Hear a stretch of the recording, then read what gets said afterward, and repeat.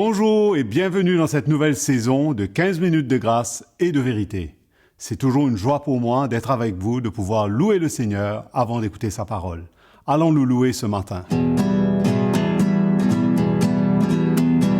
Acclamez Dieu, gens du monde entier, et célébrez son nom glorieux. Honorez-le par vos louanges et dites à votre Dieu: tu es grand, grand et glorieux, grand et glorieux. Tu es grand,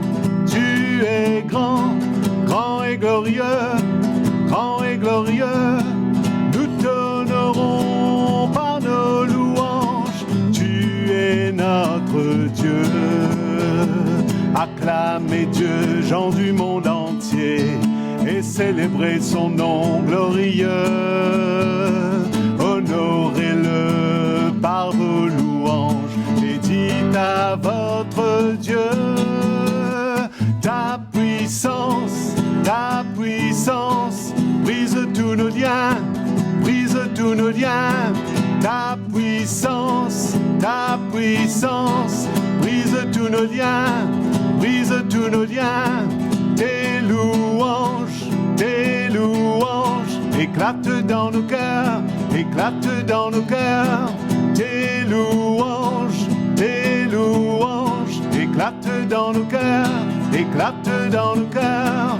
Nous t'honorons par nos louanges. Tu es notre Dieu. Nous t'honorons par nos louanges. Tu es notre Dieu. Tu es notre Dieu. Tu es notre Dieu. Alléluia. Ouvrons nos cœurs maintenant à la parole de Dieu. Bienvenue à cette nouvelle saison de 15 minutes de grâce et de vérité. C'est un vrai plaisir et surtout un privilège d'être avec vous, les chers frères et sœurs, qui sont fidèles et qui suivent et qui ont vraiment à cœur de s'établir dans la vérité, dans la grâce du Seigneur. Et certainement, ce moment nous sera rafraîchissant. L'Esprit Saint nous édifiera. Sûrement, Dieu a des choses qu'il veut nous parler, qu'il veut nous montrer. Je veux premièrement parler du Seigneur Jésus, ce qu'il est pour nous. Et combien c'est important pour nous de ne pas oublier, de ne pas retirer nos yeux de dessus Jésus, qui est l'auteur et le consommateur de notre foi. C'est lui qui a initié la foi dans nos cœurs.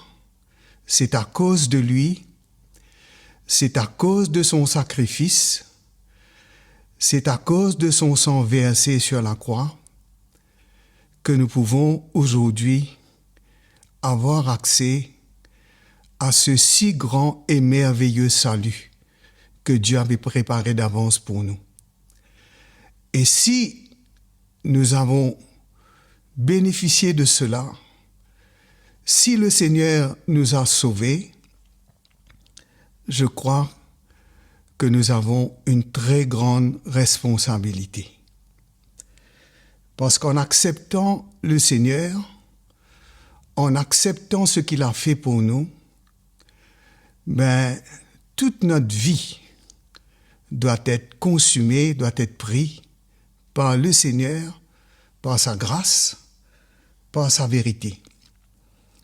Nous ne pouvons que vivre que par la foi, dans la grâce de Dieu et dans la vérité de Dieu.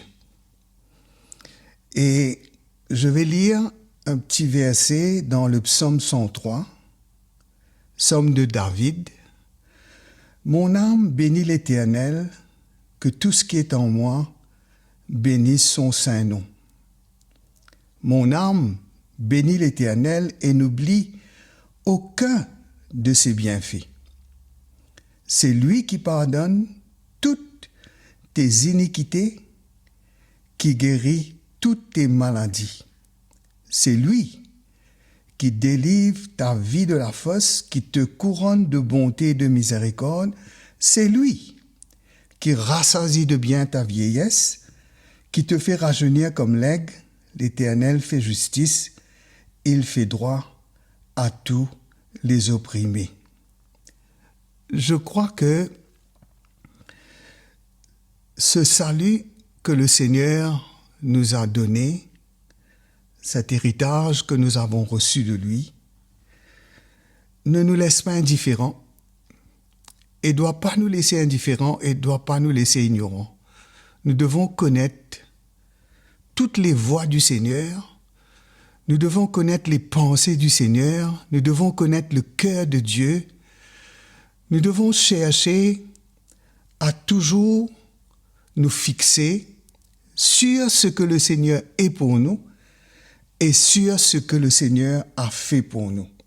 Là, David nous dit qu'il n'oublie aucun, je ne sais pas comment, mais il n'oublie aucun des bienfaits du Seigneur, qui veut dire son cœur est vraiment éveillé, son cœur est réveillé, son cœur est connecté vraiment avec le Seigneur et avec tout ce que le Seigneur a fait pour lui, continue de faire pour lui.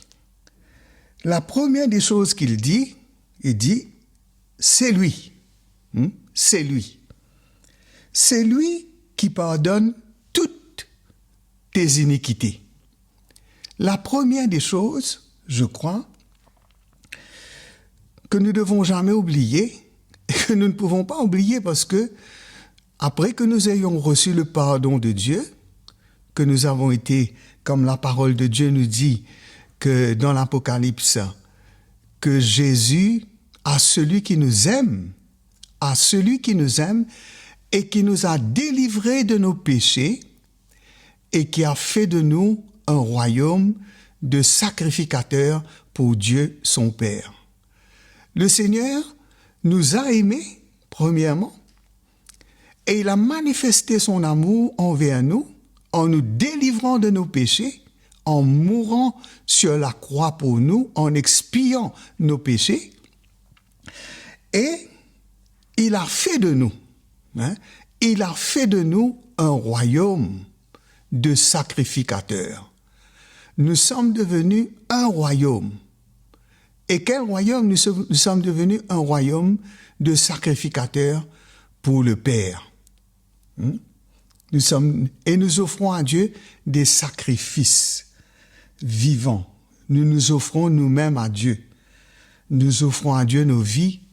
Nous offrons à Dieu tout ce que nous sommes, tout ce que nous avons.